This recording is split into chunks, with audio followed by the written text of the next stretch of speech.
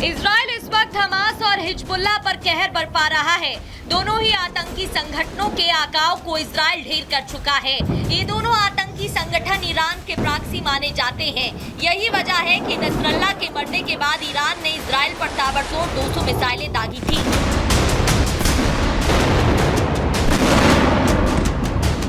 Israel पर हमले के बाद से मिडिल ईस्ट में तनाव बढ़ गया है।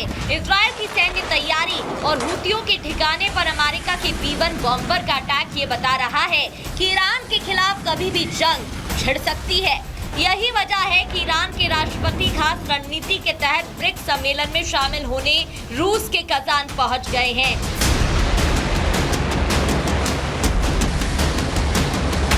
भारत और ईरान के रिश्ते काफी अच्छे हैं। भारत और ईरान के बीच सालों से व्यापारिक रिश्ते भी रहे हैं। अमेरिका के प्रतिबंधों के बाद भी भारत ईरान से ट्रेड कर रहा है। वहीं भारत जंग के खिलाफ खुले मंचों से बोलता रहा है। रूस यूक्रेन जंग को रोकने के लिए भी पीएम मोदी दोनों देशों के राष्ट्राध्यक्षों से मिल चुके हैं। ईरान जानता है कि इजरायली प्रधानमंत्री बेंजामिन नेतन्याहू भी प्रधानमंत्री मोदी के अच्छे दोस्तों में से एक है।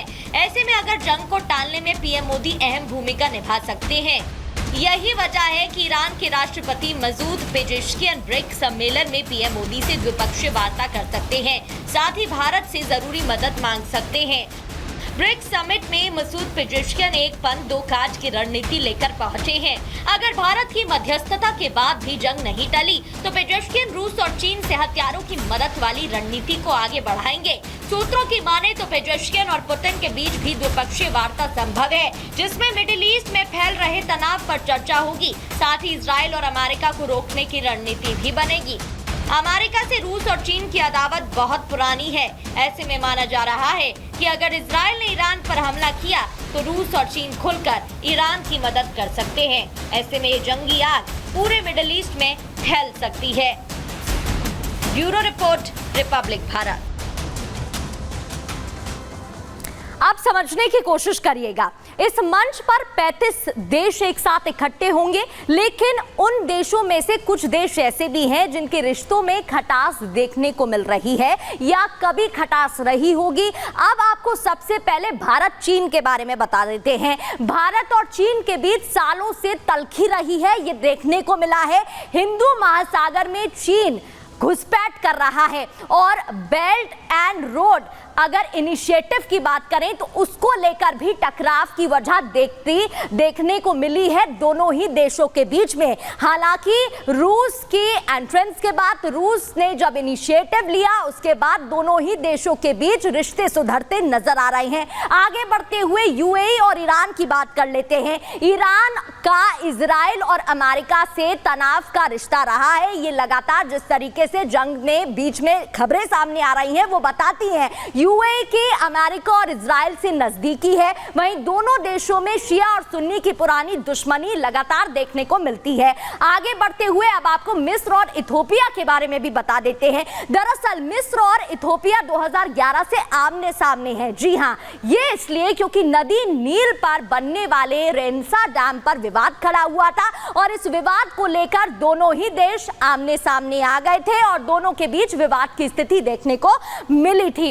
अब आगे बढ़ते हुए बात करेंगे हम हमारे अगले सेगमेंट की, जहां सलमान खान को लेकर लगातार बिश्नोई समाज की तरफ से कहा जा रहा है कि आप माफी मांग लीजिए तो पूरी परेशानी खत्म हो जाएगी।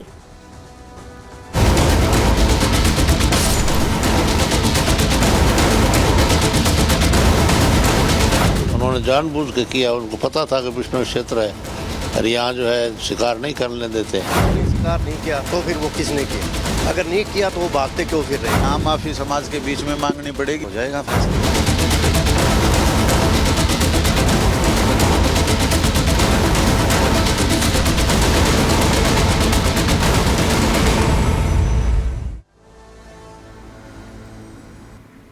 और सलमान खान को सलाह बिश्नोई समाज की तरफ से लगातार दी जा रही है कि आप माफी मांग लीजिए और आप बिश्नोई समाज के उस मंदिर में पहुंच जाइए जिसकी मान्यता काफी सालों से है और आपको माफ कर दिया जाएगा। दूसरी ओर सलमान खान के पिता का कहना है कि सलमान बेगुनाह हैं। वहीं आपको बता दें कि क्षत्रिय समाज की तरफ से करनी सेना के जो अध्यक्ष हैं शेखावत की तरफ से राज शेखावत ने ऐलान कर दिया है कि अगर एनकाउंटर किया जाता है बिश्नोई समाज के अध्यक्ष बिश्नोई लॉरेंस बिश्नोई का तो उन्हें फिर सबसे बड़ा इनाम दिया जाएगा, यानी कि उन्होंने 1,11,11,111 रुपए का इनाम दे दिया है।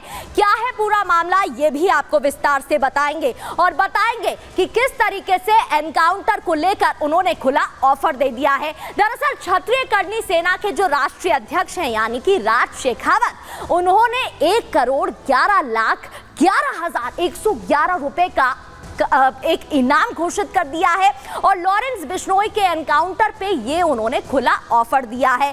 कहा है जो भी उनका एनकाउंटर करेगा उन्हें ये ऑफर दिया जाएगा। लॉरेंस का एनकाउंटर करने वाले पुलिस कर्मी को लेकर ये इनाम उनकी तरफ से घोषित कर दिया गया है। उनको भी लॉरेंस बिश्नोई की तरफ से समय समय पर धमकियां मिलती रही हैं। 1,11,11,111 रुपए का इनाम घोषित किया गया है और जो भी पुलिसकर्मी एनकाउंटर करता है उसे ये इनाम दिया जाएगा। राज शेखावत ने एक वीडियो जारी किया है और वीडियो जारी कर ये बड़ा ऐलान किया है और फ्री ऑफर दे दिया गया है। लेकिन अब आगे बढ़ते हुए आपको बता देते हैं वीडियो जारी कर राज शेखावत की तरफ से क्या कुछ कहा गया है, क्या बयान उनकी तरफ से सामने आया है इस पूरे मामले को लेकर। सुनिए। जय छात्र धर्म, जय मां करणी, जय मां भवानी।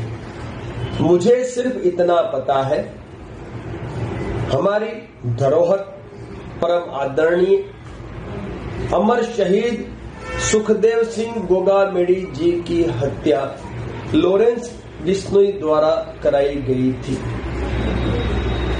जो पुलिसकर्मी लॉरेंस बिश्नोई का एनकाउंटर करेगा उस पुलिसकर्मी को 1,11,11,111 रुपए का पुरस्कार करनी सेना द्वारा प्रदान किया जाएगा। हमें और देशवासियों को भयभीत नहीं, भय मुक्त भारत वर्ष की आवश्यकता है। जय भवानी, जय माता। तो सुना हमने राज शेखावत की तरफ से वीडियो जारी कर क्या बयान दिया गया है, लेकिन ऐसा वो क्यों कह रहे हैं, आखिर इससे पहले मामला क्या था। फ्लैशबैक में आपको लिए चलते हैं, ग्राफिक्स के जरिए समझने की कोशिश करिएगा। दरअसल श्री राष्ट्रीय राजपूत करनी सेना के अध्यक्ष की हत्या की गई थी। वो तस्वीरें आपको याद होगी किस तरीके से वो घर बैठे थे, गोगामेडी की हत्या की जाती है और इसी को लेकर अब एनकाउंटर की मांग की जा रही है। 5 दिसंबर 2023 की वो तारीख जब सुखदेव सिंह गोगामेडी की हत्या कर दी जाती है। दिन दहाड़े उनके घर में घुसकर कई बार की जाती है। जयपुर में उनका कत्ल किया जाता है। 3 बदमाशों ने गोलियां चलाई थी, उनके घर में घुस जाते हैं। पहले कुछ देर उनसे बातचीत करते हैं, फॉर्मली बात करते हैं और उसके बाद फायरिंग करना शुरू कर देते हैं। कई बार फायर किया जाता है, जिसके बाद 3 बदमाशों ने गोलियां चलाई। हत्याकांड के दौरान उनको कई गोलियां भी लगी और उनकी जान चली गई। उन्हें अस्पताल लेकर पहुंचाया गया, लेकिन उस दौरान उन्होंने अस्पताल में इलाज के दौरान ही दम तोड़ दिया था। हत्याकांड के दौरान अजीत सिंह को भी गोली लग गई थी। इसके अलावा वो तस्वीरें भी आपको याद होंगी, गैंगस्टर रोहित गोदारा ने इस पूरे मामले की जो जिम्मेदारी थी वो उठाई थी। उन्होंने एक वीडियो जारी किया था और बताया था कि उन्होंने ही इस हत्याकांड को अंजाम दिया है, जो कि लॉरेंस बिश्नोई का खास गुर्गा बताया जाता है। सोशल मीडिया पर पोस्ट कर उन्होंने जिम्मेदारी ली थी और लॉरेंस बिश्नोई का खास गुर्गा माना जाता है रोहित गोदारा, जिसने वीडियो जारी कर इस पूरे मामले की जिम्मेदारी उठाई थी।